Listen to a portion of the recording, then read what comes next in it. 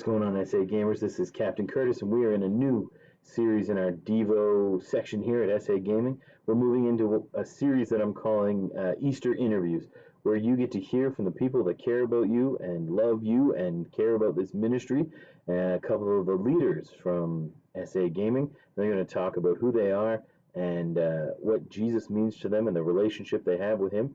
And they're going to talk a little bit about what Easter means to them. So I hope this is a meaningful thing for you. I hope you enjoy getting to know some of your leaders. And we'll just jump right in with our first guest. Guest number one is a friend of SA Gaming, Lieutenant Sean, who is a Corps officer in Michigan, just outside of Detroit. And he loves SA Gaming, he loves video games, and he's just looking forward to talking to you guys. So let's just jump right in and hear a little bit more from Lieutenant Sean. All right, SA Gamers, like I said, we are doing our Easter interview series, and this is our first interview in that series, and we are super excited to have an SA Gaming friend with us. His gaming tag, he goes by Captain America, but in real life, he's a lieutenant or however you say it in the Salvation Army. He's a Corps officer, and his name is Sean, and we're very excited to have him here. Sean, thank you for coming and doing this for us. We really appreciate it.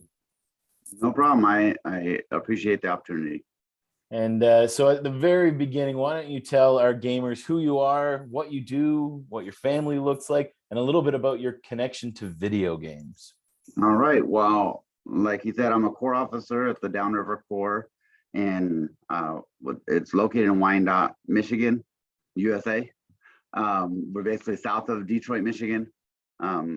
And my wife and I were new lieutenants. We were just commissioned last June, and we're just enjoying life here and all that has to do with being a Corps officer and all different ministries. My wife and I have been married for over 24 years. We have 4 wonderful children most of the time, and our oldest is 23. Lexi, she lives in Florida. Horrible life living in Orlando, Florida. Our youngest daughter, Gabby, she's 21. She's an intern in Independence, Missouri for the Salvation Army. Our boys live at home. They're Sean Jr., or he goes by Junie. He's 18, and he stays at home. He has high functioning autism, so I can't see him going out on the world on his own, but he is loving just helping us and all. Anyway, he takes care of our dog, I would say like to say it's a handful, but she's like 4 pounds. So, and then our youngest son, Aiden, he's a sophomore in high school. He absolutely loves video games. He's highly involved in SA Gaming. He goes by Aiden Roblox YT.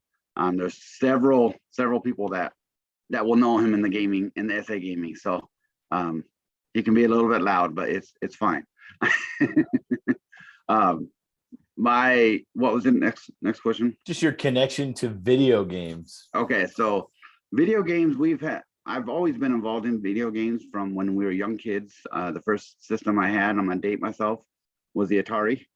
And we just thought it was the next best thing, to drinkable water out of a bottle. But we went from there, then we moved to the Nintendo, and then as we got older, we just continued. I always continued with the video games, and having kids helped that because I would buy the video games for the kids. And then as the kids got older, they developed their own love for video games, and we just enjoy playing together, playing separately. It's just most of the time it's a family affair when we're playing video games. So yes, and if you have watched any of the Devos over the last year that I've been doing them, I've referenced the old guys that play Fortnite together in the evenings, and Sean is one of those guys that jumps on every once in a while, and we pretend like we all know what we're doing, but it's fun. It's fun to play video games. And I am loving the fact that we don't have to build right now in Fortnite. That is just the best. So I find one of the best ways to get to know somebody is by asking them completely useless information about themselves. And so I'm going to ask you 3 useless information questions. So the first question is, if you were stranded on a desert island, your people are safe, so you don't have to worry about people, what 3 things would you bring with you? We have to say food, my Switch, and my iPad because it has the Bible on it. So There you go. That's the Bible is one I think that most people who are like us would say they bring. It's you would have that solitude time to actually read it all the time. Exactly, So that's a exactly. good thing. Okay, so second useless information question is, if you could only eat one thing for the rest of your life, what would it be? Tacos. Tacos. Gotta be tacos. Wow. That's controversial, that one right there. That's good. Now, do you guys, as a family, do you do like the Taco Tuesday thing, or is it a regular occurrence in your home? It is a regular occurrence in our home, whether it's tacos, burritos. Actually, after church on Sunday, I went and bought a meat called barbacoa, Yep. which it's similar to like a roast beef, but I think it's great. My family doesn't necessarily think it is, but that's just me. And then we bought carnitas as well, Nice. and that's what we had. We had tacos after church, so Oh, that's a good after church meal. yes. So the hardest of the 3 questions, probably the most controversial, is what is the best video game of all time? Best video game. Probably not one of my most favorite games, but it is in the top 10. Would have to be Mario Kart. Mario Kart is one that is constant through all the years. I mean, if you were to go to buy a Mario Kart cartridge on like Super Nintendo, it's still $50 or $60. I mean, it's one that has kept its price because it is so it's good for any ages and any playing level. So It's true. It's like a universal, sort of balances out. Everybody can play it. Yeah, that's a good choice. I mean, I think any choice people would be able to argue against it, but I think Mario Kart's it's up there for yes, sure. yeah. So, I mean, the real reason for these interviews is for 2 reasons actually. One, to sort of hear a little bit more about your own personal faith, and then we're gonna a little bit later we'll talk about Easter. And so, over the last 5 weeks, we've done a devotional series about having your own authentic faith in Christ. And so I'm wondering if you could tell our gamers just a little bit about your own personal relationship with Jesus.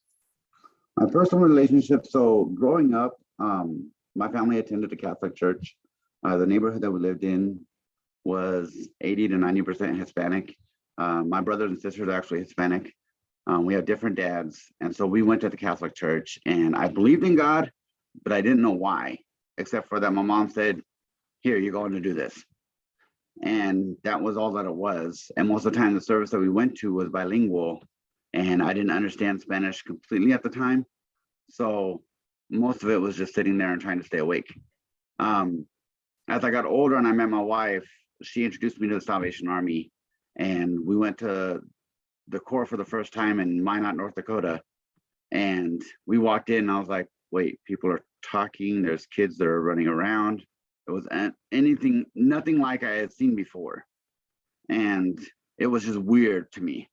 It wasn't until probably in my early 30s, so about 10 years ago, when we had a Corps officer. We moved to Topeka, Kansas. That's where I'm originally from. We had a Corps officer come in, and when I looked at him, he told me his story and how he came to faith. And I was like, wait, officers are real people. And the way that he preached and the way that he gave his sermons was unlike anything. I mean, they were very visual. They're real. I mean, it was like you said, they're authentic. I mean, it was truly him. And he didn't shy away from telling you what his story was and how he came to faith. And that's when I was like, okay, maybe there's something here. And I started working the soundboard. That was the first thing that I did, was the soundboard. Because I have a love for computers. That was my passion at the time, was for IT. That's what my degrees are in, was IT. So that's what I wanted to do the rest of my life. And then God said, not so fast.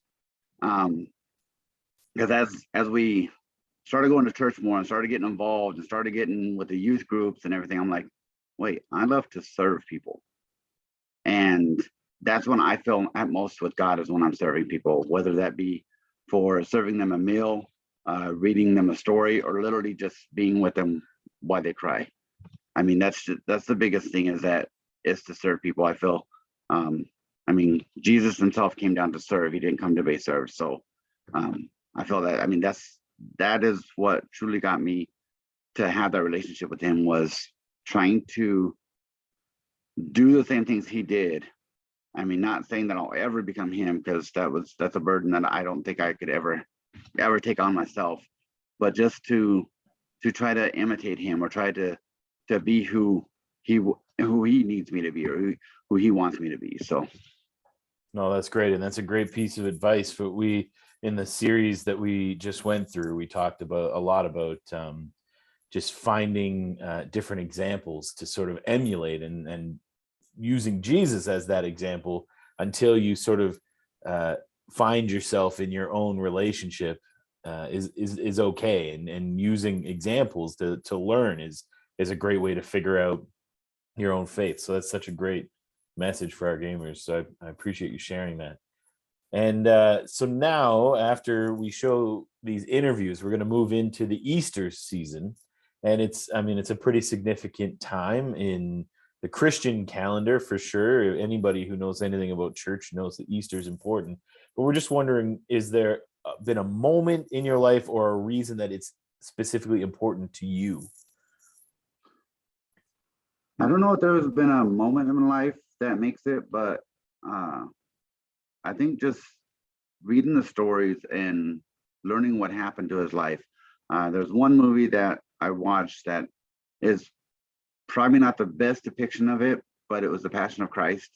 And that truly, truly made it real. My wife has actually never watched the movie, because she's like, I can't, because it breaks you down.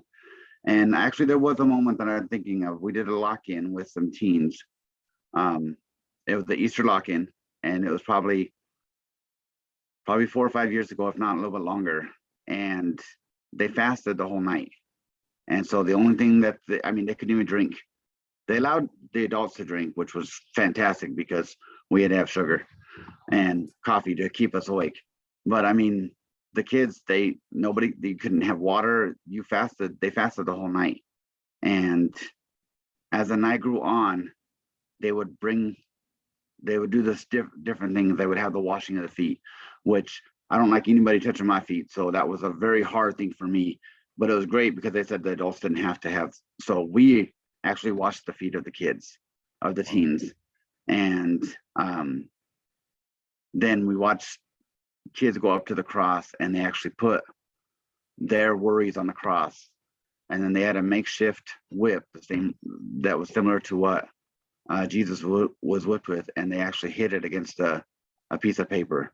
And to watch it tear into the paper, I mean, it was so real. I was like, holy cow, just imagining that to hit in your back. And I'm like, no way. It was just horrible. And to think that Jesus did that for us, and that he actually went through all that. He went through that pain. He went through that suffering, all to die for me, who's a sinner, who definitely doesn't deserve that. But I mean, he still did it for us anyways. That was probably the one moment that really, really sticks out in my life, that it really hit me what exactly he did for us.